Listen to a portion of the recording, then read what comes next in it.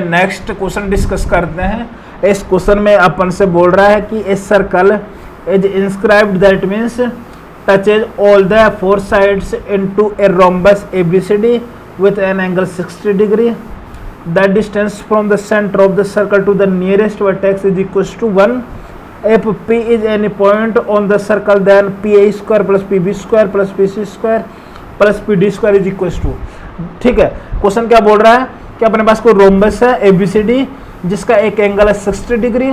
The distance from the centre of the circle to the nearest vertex है, मतलब जो rhombus है उसका एक वर्टेक्स है, जो नियरेस्ट वर्टेक्स है सर्कल के सेंटर से उसकी डिस्टेंस अपन को 1 दे दिया है। ठीक है, तो और यदि कोई पॉइंट P है जो सर्कल के ऊपर लाई करा है तो इसका वैल्यू बताना अपन को, यह अपन से क्वेश्चन पूछ रहा है। तो देखिए, क्वेश्चन को अप्रोच करने से पहले इसका अच्छे से एक बार फिगर बनाइए, और कोऑर्डिनेट ज्योमेट्री का कोई भी क्वेश्चन हो, ellipse, parabola, hyperbola, circle, straight line, सब में फिगर बनाना बहुत जरूरी होता है। यदि फिगर अपन ने अच्छे से बना लिया तो आधा क्वेश्चन वहीं पे सोल्व हो जाता है। ठीक है, तो फिगर बहुत ज़रूरी है, तो ध्यान से हमेशा फिगर बनाना सबसे फर्स्ट प्रायोरिटी है कोऑर्डिनेट ज्योमेट्री में। तो अपन फिगर बनाते हैं। ये अपने पास है वाई एक्सिस, ये अपने पास एक्स एक्सिस, ये अपने पास है सर्कल।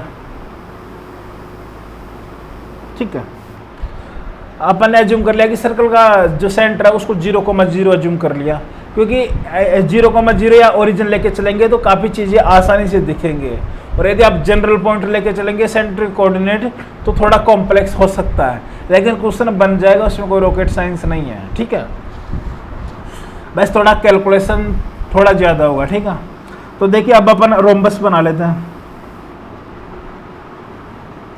रोम्बस बना लेते हैं। रोम्बस क्या कर रहा है, सर्कल की साइड्स को भी टच कर रहा है, सर्कल को टच कर रहा है, मतलब रोम्बस की साइड्स क्या कर रही हैं, टच कर रही हैं। थोड़ा सा डायग्राम आपको देखने में हो सकता है कि थोड़ा सा अच्छा ना लगे, लेकिन कॉन्सेप्ट समझिए।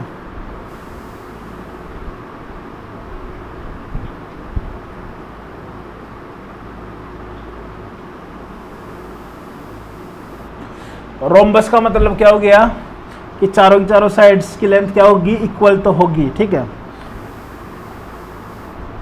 और इन्होंने बोला कि एक एंगल 60 डिग्री है। यदि अपन ये वाला एंगल 60 डिग्री ले ले तो ये वाला एंगल भी 60 डिग्री होगा।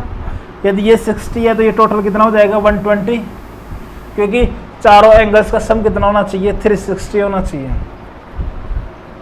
तो ये होना चाहिए 120, तो ये अकेला ये वाला हो जाएगा अपने पास 60, 120 का हाफ 60। यदि इसका सेंटर ओरिजिन है, फॉर एग्जांपल अपने पास ये पॉइंट ए है, ये बी है वर्टेक्स, ये सी है, ये डी है। अपन इसी को नियरेस्ट एज्यूम कर लिया कि पॉइंट ए है वो नियरेस्ट है, तो क्लियरली दिख रहा है यदि सेंटर 0,0 है तो ए के कोऑर्डिनेट हो जाएंगे 0,1। क्लियर, इतना बात समझने में कोई परेशानी या कोई दुख या कोई तकलीफ नहीं होनी चाहिए। अब आगे देखिए, अपन को क्या करना है, ये अपन सर्कल का रेडियस एज्यूम कर लिया कि क्या है, आर है। सर्कल का रेडियस आर है, उसको फाइंड आउट कर लेते हैं।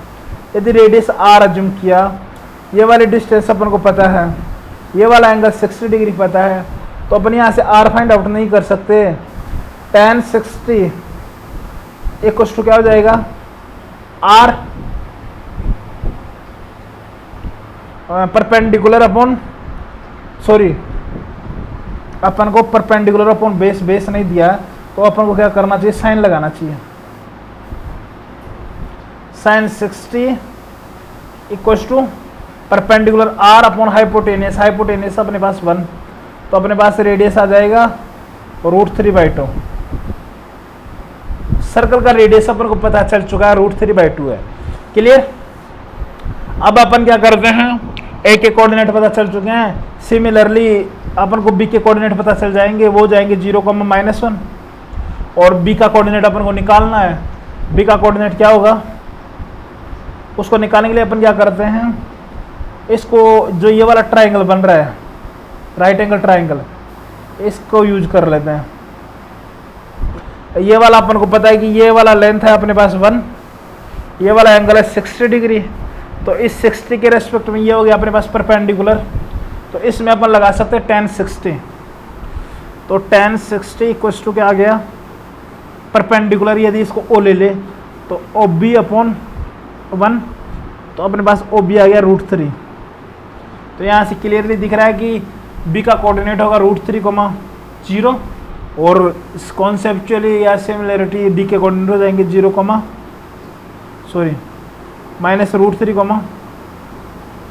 0। इतनी बात समझ में आ गई। अब अपन से वैल्यू पूछ रहा है कि PA² + PB² + PC² + PD²।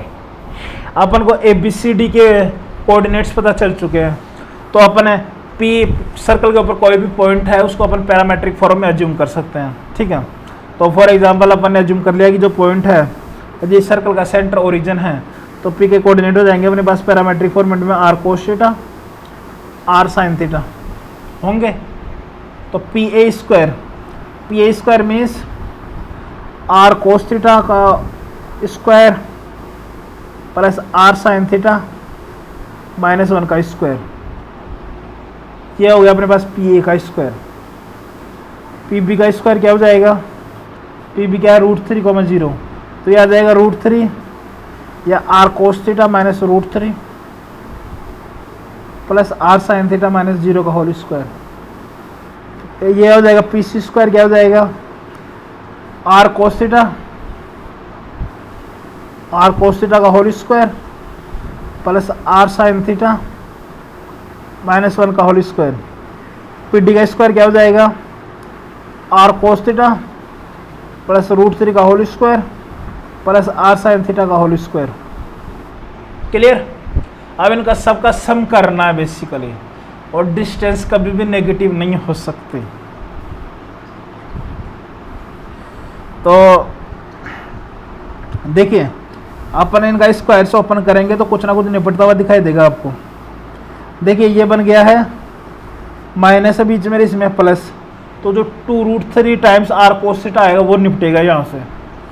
तो देखिए एक सिंप्लीफाई कर ही लेते हैं, यहाँ पे प्लस आएगा, तो यहाँ पे आ जाएगा फर्स्ट टर्म से r² cos² θ plus r² sin² θ plus 1 -2r sin θ into 1, इधर से आएगा r² cos² θ plus 3 -2√3 r cos θ plus r² sin² θ, ये सेकंड टर्म हो गया, प्लस हो जाएगा r cos² θ plus r² sin² θ plus 1 plus 2r sin θ।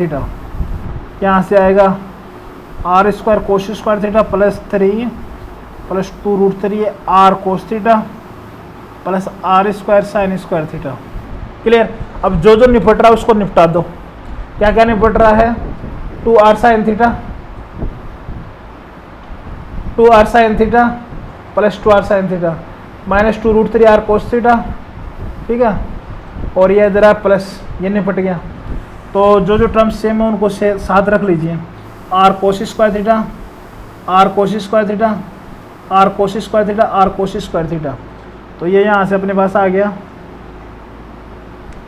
4r² cos² θ plus sign वाले कितने हैं, 1 2 3 4, 4r² sin² θ।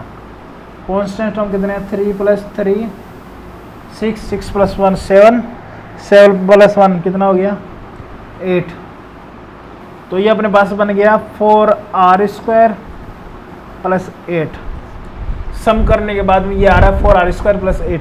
अब r की जगह वैल्यू रख दीजिए, कितना था √3/2, तो 4 × 3/2 प्लस 8, तो ये हो गया √3/2 मीन्स 4, तो ये कैंसिल आउट हो गया, तो 3 प्लस 8 कितना हो गया 11। तो इस क्वेश्चन का करेक्ट आंसर होना चाहिए 11। नोट कर लीजिए और ध्यान से समझिए। बेसिकली इसमें डायग्राम का खेल सबसे इम्पोर्टेंट है, रोम्बस के जो वर्टेसिस है उनके कोऑर्डिनेट निकालने के लिए, ठीक है, और वहाँ से क्लियरली दिख रहा है। और जब भी डिस्टेंस की बात करता है तो अपन जनरली पैरामेट्रिक फॉर्म में कोऑर्डिनेट अज्यूम करते हैं। तो ध्यान से नोट कर लीजिए, क्वेश्चन का करेक्ट आंसर होगा 11। ठीक है।